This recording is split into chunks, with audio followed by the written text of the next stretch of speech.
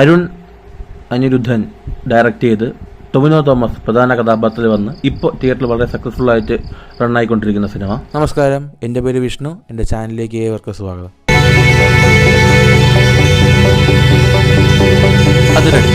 ആദ്യം തന്നെ അതിരടി എന്ന സിനിമയുടെ റിവ്യൂ അല്ല, എൻ്റെ ഒപ്പീനിയനാണ് ഞാൻ പറയാൻ പോകുന്നത്. നിങ്ങളുടെ അഭിപ്രായങ്ങൾ തീർച്ചയായും താഴെ കമന്റ് ബോക്സിൽ രേഖപ്പെടുത്താവുന്നതാണ്. ഫസ്റ്റ് ഓഫ് ഓൾ ഇന്ന് അതിരടി കാണാൻ വേണ്ടി ഉദ്ദേശിച്ചിരുന്നതല്ല. ആക്ച്വലി ഇന്നലെ തന്നെ പടത്തിനൊരു ഒരു സ്പെഷ്യൽ ഷോ ഉണ്ടായിരുന്നു. പിക്കിടുന്ന നല്ലൊരു റിപ്പോർട്ട് സിനിമയ്ക്ക് വന്നിട്ടുണ്ടായിരുന്നു. അപ്പോൾ ഇന്ന് ആക്ച്വലി സൂര്യയുടെ കറുപ്പ് കാണണമെന്നൊരു പ്ലാനിലാണ് ഇരുന്നത്. പക്ഷേ അഫ്കോഴ്സ് ഷോസ് ക്യാൻസലായിപ്പോയി. ആൻഡ് വൈകുന്നേരം വരുമെന്ന് പറഞ്ഞു. എന്താണെന്നുള്ള ഒരു അപ്ഡേറ്റ് വന്നിട്ടില്ലായിരുന്നു. സോ അങ്ങനെയാണ് ഞാൻ അതിരടിക്ക് പോകുന്നത്. ആക്ച്വലി ഈ പടം നോക്കുകയാണെങ്കിൽ വളരെ ഫണ്ണായിട്ടുണ്ട്. ആൻഡ് അഫ്കോഴ്സ് നിങ്ങൾക്ക് ബേസിൽ ജോസിൻ്റെ പ്രൊഡക്ഷനാണ് ഈ പടം ചെയ്തിരിക്കുന്നത്. പുതിയൊരു ഡയറക്ടറാണ്. അദ്ദേഹത്തെ മിന്നൽ മുരളിയൊക്കെ സ്ക്രിപ്റ്റ് റൈറ്റ് ചെയ്തിട്ടുള്ള ആൾ തന്നെയാണ് സിനിമയിൽ ഡയറക്റ്റ് ചെയ്തിരിക്കുന്നത്. ആൻഡ് ടൊവിനോ തോമസ് ഇതിൻ്റെ അകത്തൊരു വില്ലൻ എന്ന് പറയാൻ പറ്റില്ല, യെസ്, ഒരു നെഗറ്റീവ് ഷെയ്ഡിലൊരു കഥാപാത്രത്തിനെ അവതരിപ്പിച്ചിട്ടുണ്ട്.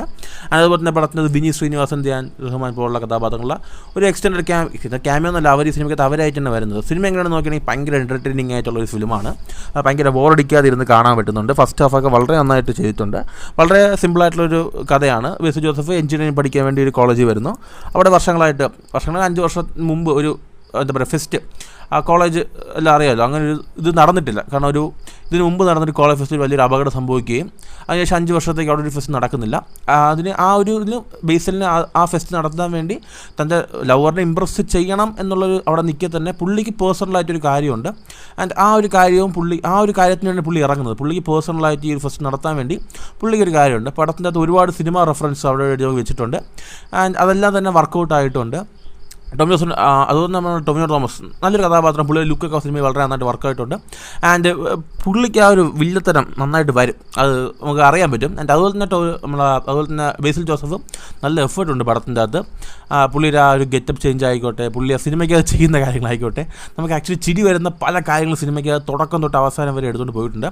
സിനിമ തുടക്കാൻ നേരത്തെ ഒരു ട്രാജഡി കാണിച്ചാണ് തുടങ്ങുന്നത്. സോ അവിടെ നിന്ന് സിനിമ ലൈറ്റായി കയറി എൻഡിങ്ങൊക്കെ ഭയങ്കര സാറ്റിസ്ഫാക്ഷൻ ആയിരുന്നു. പടം ഭയങ്കര കോമഡി ആണെങ്കിലും ഇടയ്ക്കിടയ്ക്ക് ചില നല്ല സെൻറ്റിമെൻറ്റ്സ് പോർഷൻസൊക്കെ സിനിമയ്ക്കകത്ത് ഉൾക്കൊള്ളിച്ചിട്ടുണ്ട്.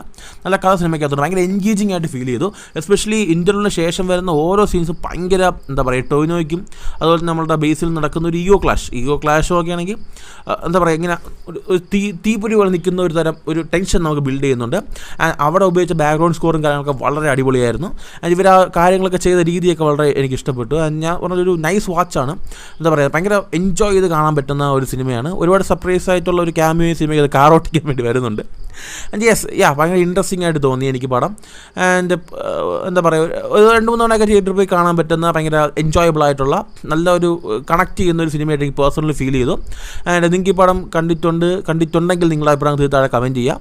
നിങ്ങൾക്ക് ഈ പടം ഇഷ്ടപ്പെട്ടോ ഞാൻ താഴെ കമൻറ്റ് ചെയ്യാം. മറ്റു ദിവസം പറ്റി കാണാം. അതുവരെയും ബൈ.